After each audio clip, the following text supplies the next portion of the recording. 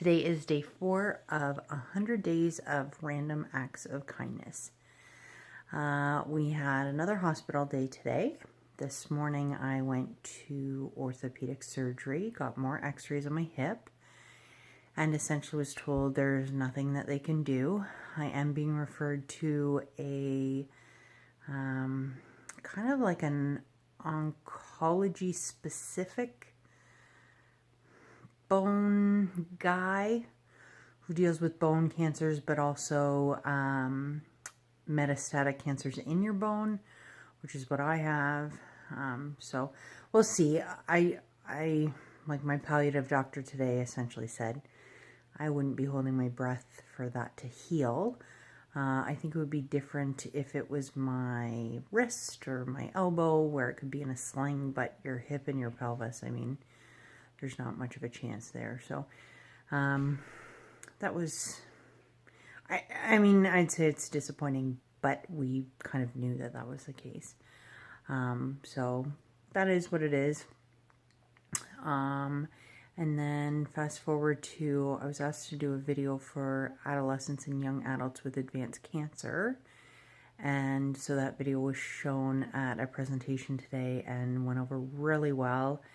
And it was received really well, and I got an email back from the organization who asked me to do it, and it brought Keith and I both to tears. It was very touching, and I'm always happy to help, but I think there's a future here, and my advocacy I didn't really seeing go down. I didn't see it going down this avenue, and a lot of people are uncomfortable hearing words palliative and hospice. Yesterday on Twitter, somebody really, said how negative I was being because I made some comment about listening to Pour Some Sugar on Me. I was the only one, I'm sure I was the only participant listening to Def Leppard as I drove into hospice.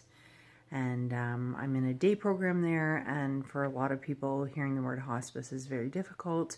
For many of us, hospice means the very end, but I'm kind of trying to change the perception of exactly what palliative. I've had a palliative doctor for over 2.5 years.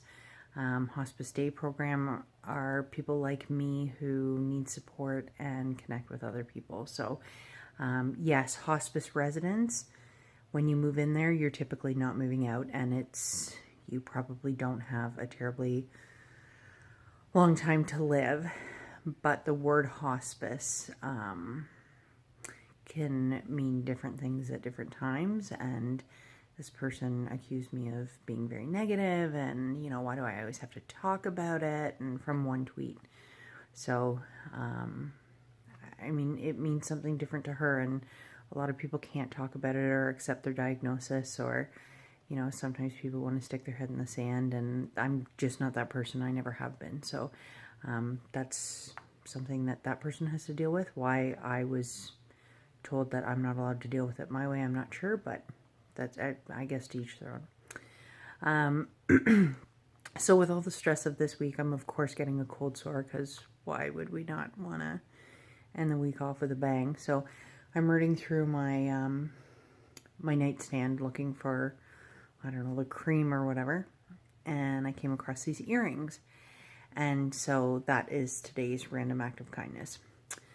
Last September, we had our first, in our little village here, we had our first Terry Fox event, and when I found out that it was happening, I asked if they had a speaker, and so the organizer said they didn't, and I said, I live in this little community, I speak at many events. If you want a speaker, I'm available that day. And so, yep, we would. And so I pulled an unintentional all-nighter, because I do that sometimes because I have bad insomnia. And so I had I don't know, I think I had said I would be 4 to 6 minutes or something.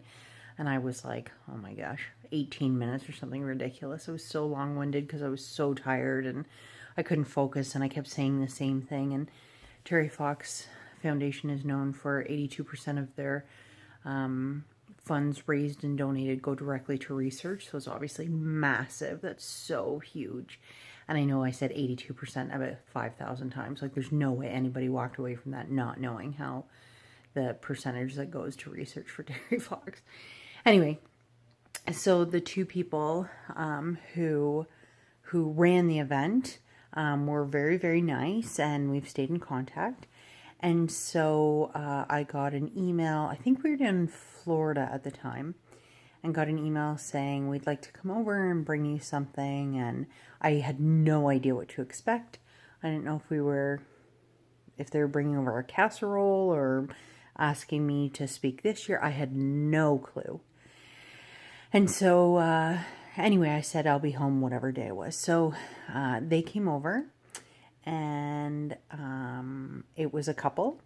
And so the woman said, again, I don't know how people feel about me using their names. I should probably ask before I start them. So I'm just going to say there was a man and a woman. That's what I'm going to say in my little village. So the woman said that the man had gotten her, oh, it sounds so impersonal. Let's say Jack and Jill. Jill said that Jack had gotten her a set of earrings for Valentine's Day.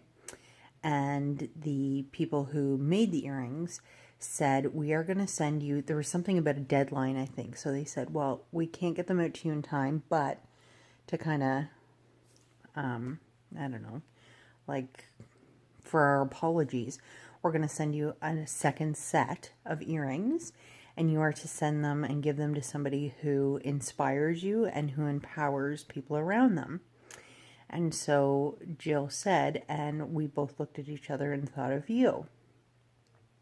And I was finding out my results of scans the next day. And so my mind was in 1,000 different places. And so they gave me these earrings, and they're these red, it's very hard to pick up on a camera phone, especially with this brilliant light behind me, but they're really, really sparkly red earrings. And so I just couldn't get over that. And they said, after hearing you speak and, you inspire, and said all these much too nice things about me and to me. And then the next day I got an email from Jack saying that what I didn't know was that these were the same earrings that the Olympians had been wearing, the Canadian Olympians. And what they didn't know is that I was watching the Olympics every day, and I'm that person who just sobs. I sob during the Olympics, especially during the women's hockey. I played hockey as a little girl, but girls hockey wasn't really a thing when I was a kid, so I played with the boys. So watching girls kick ass out there is just makes me so happy and so emotional, and I can see myself in a lot of those players. And then as soon as they pan to like parents and everything parents give up, and my parents just followed me everywhere to watch every baseball game. And oh my gosh, I played rep baseball, so we were all over the place all the time, and hockey, and then school sports like basketball and volleyball, and I curled, and like I love sports.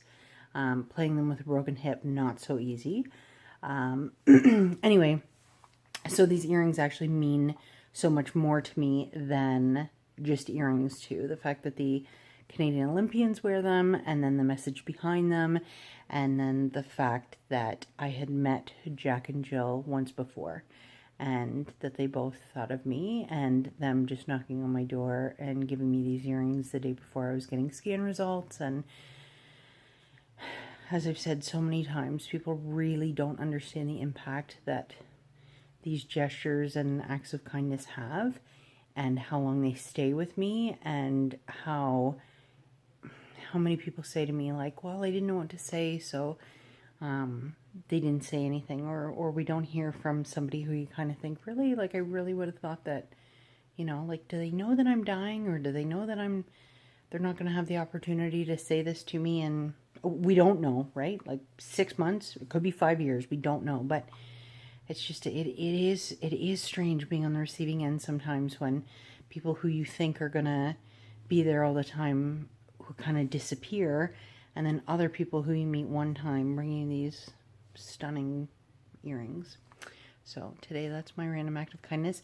P.S. I did notice, I was telling you at the start of the video that I was asked to do a video and kind of speak on behalf of young adults. So I did a video on my YouTube channel but kept it private so that I could send the link so it could be presented in Montreal today.